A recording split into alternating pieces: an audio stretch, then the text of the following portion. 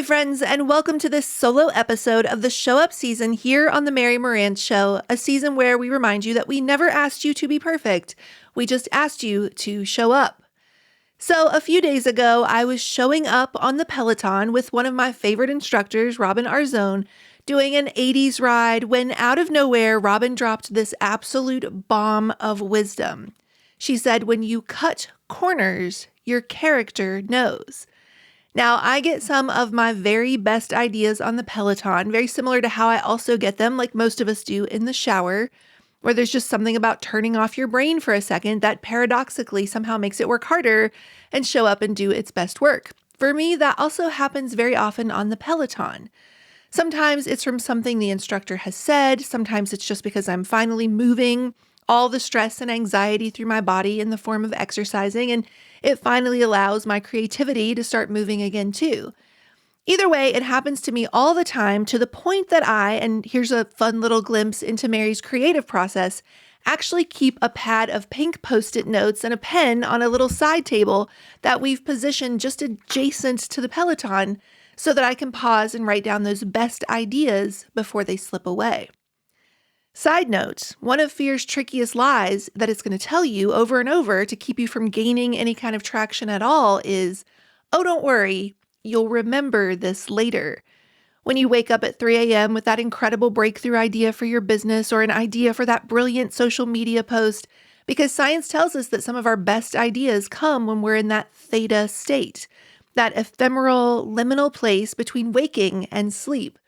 And it's so absolutely crystal clear in that moment, the epiphany moment we feel like we couldn't possibly ever forget. So fear goes ahead and swoops in and whispers, oh, don't worry about it. You don't need to write this down. You'll remember this later. But of course, come 7 a.m., you can't for the life of you think of whatever it was that was such a brilliant idea at 3 a.m. So this is why one of the first rules of writing or creating of any kind really is that you have to have a way of not only noticing, but capturing those fleeting ideas before they run away from you again. A notes app on your phone, a brain dump document on your laptop, a pad of pink Post-it notes by your Peloton. Say that 3 times fast. For me, I have all 3. Because if fear can't get you defeated, it will get you distracted and it will try to make you forget all the different ways you were going to show up for your people. So anyway, Robin busts out with this absolute mic drop moment, and I immediately hit the brake on the Peloton to get it down on the page or Post-it note as the case may be. And suddenly all these other ideas started pouring out of me too, which you can actually see here. These are all of the pink Post-it notes that I got in those few minutes on the ride. But it started with, when you cut corners, your character knows. I wrote a post on Instagram a few days ago that said, the cost of originality is being copied. The cost of excellence is that cutting corners takes far less time. Be original and excellent anyway. If you are an original, I promise you that at some point, or more likely many points in your journey, people who aren't original at all will try to take what you do and pass it off as their own. They'll quietly study every move you make, never once cheering or supporting, of course, never letting on that they're watching, but always, always taking notes. If you spend years honing your craft, if you have a true teacher's heart, what took you a decade to refine may be reduced in an instant to someone else's bad copy and paste job. That's because they would rather take the shortcuts than put in the actual work.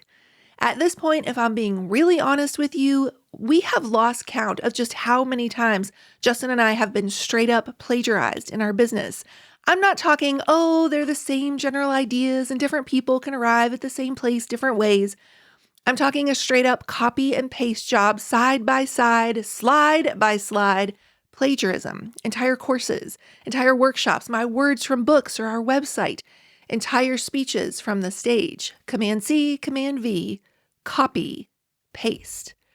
We actually even found a new one just this week, someone who took our lighting course just a little while back and immediately started teaching it word for word as if the content was her own. Now, here's the bad news.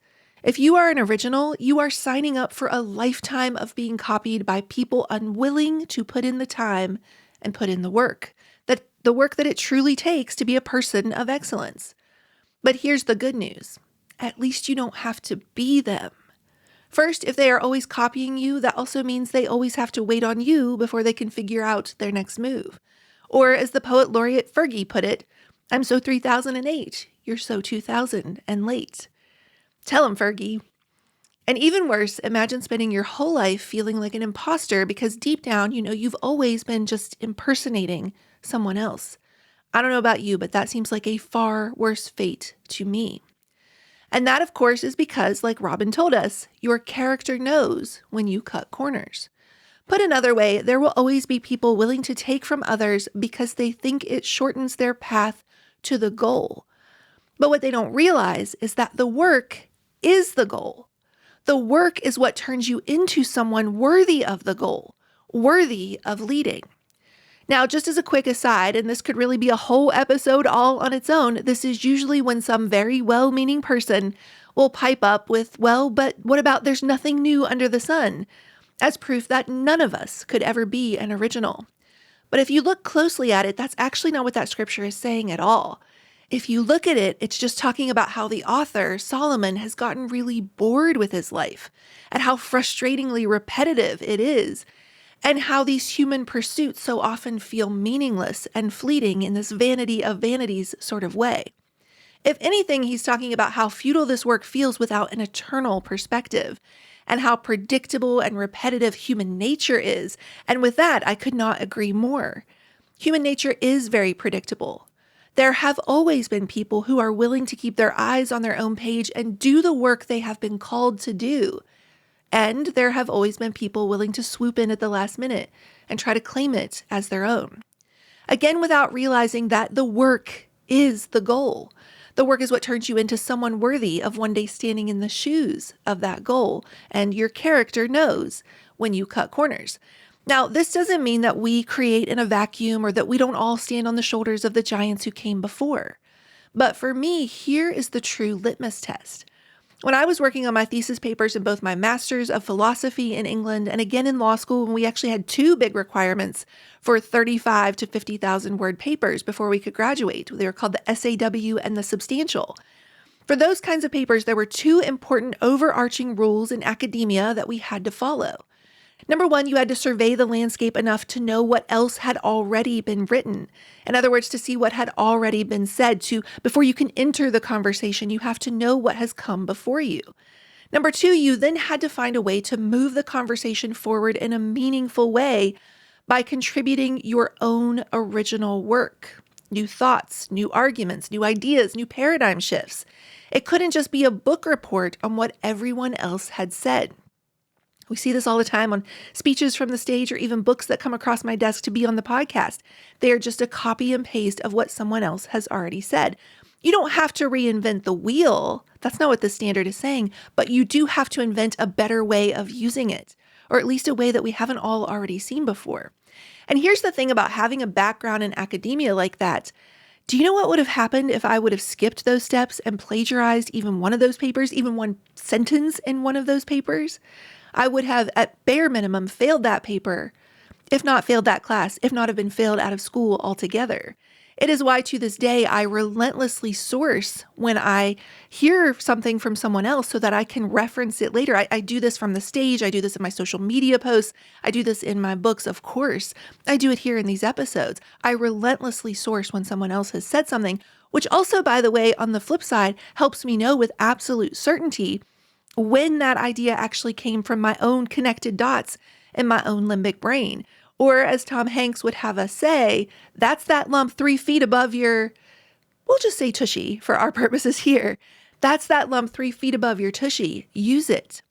We have standards like that in academia. Survey the landscape. Move the conversation forward in a meaningful way.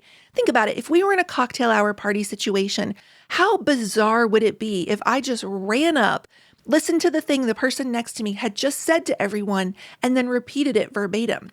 We would think that I had lost it, right? What are you doing? This is so socially awkward and cringe and uncomfortable.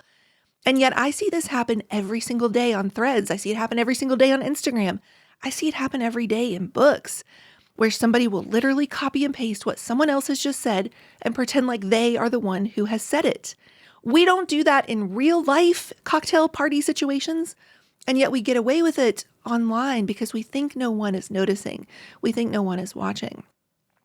We have standards like that in academia. We survey the landscape, we move the conversation forward.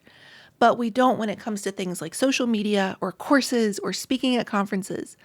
But you know what? Your character knows when you cut corners like that. And if we're being honest, other people start to notice too. I gave a talk in 2018 to the Rising Tide Leaders Retreat down in New Orleans, and one of the things I emphasized are these little cracks in the foundation you start to get when you make just these little compromises on your integrity, things you think nobody else notices.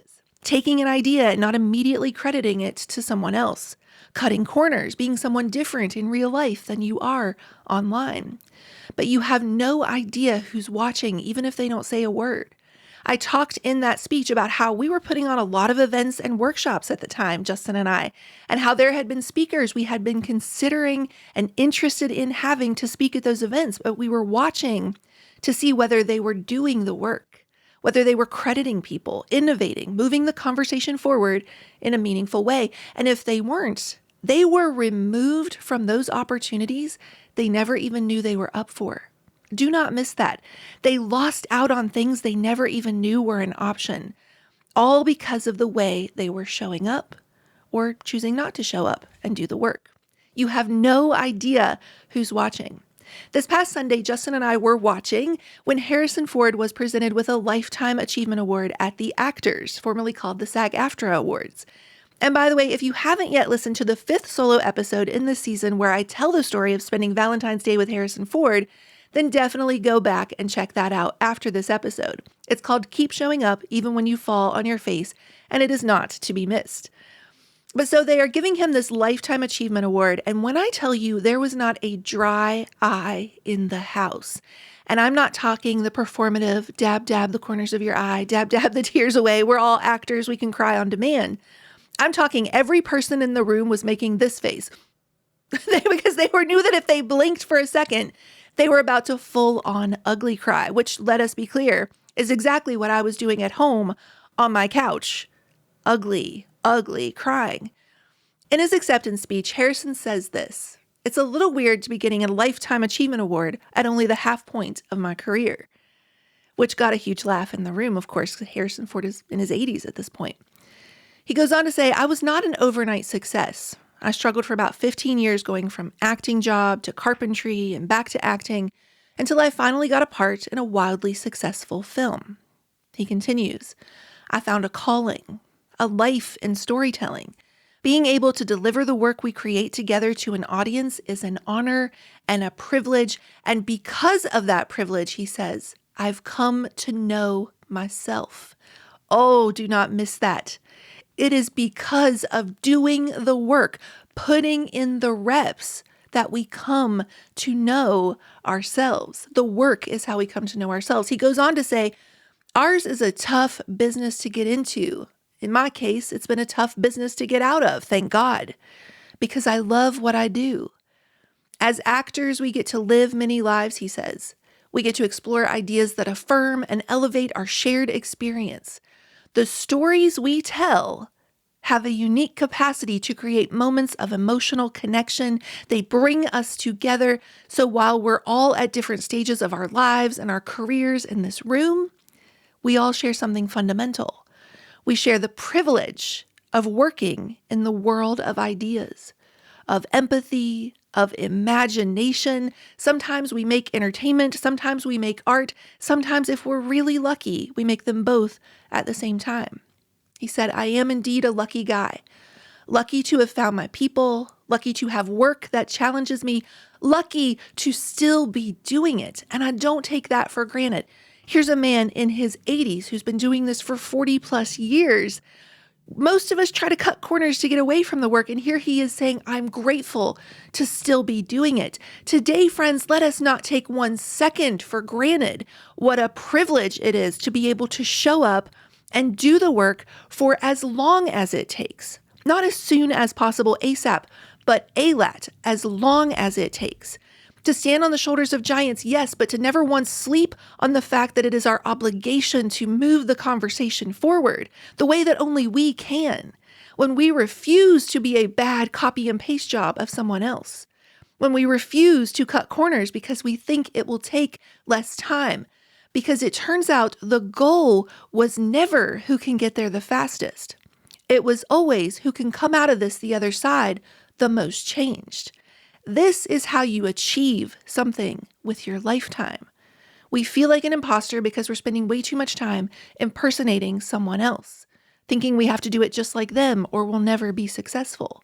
We don't feel worthy because deep down we know we haven't been doing the work.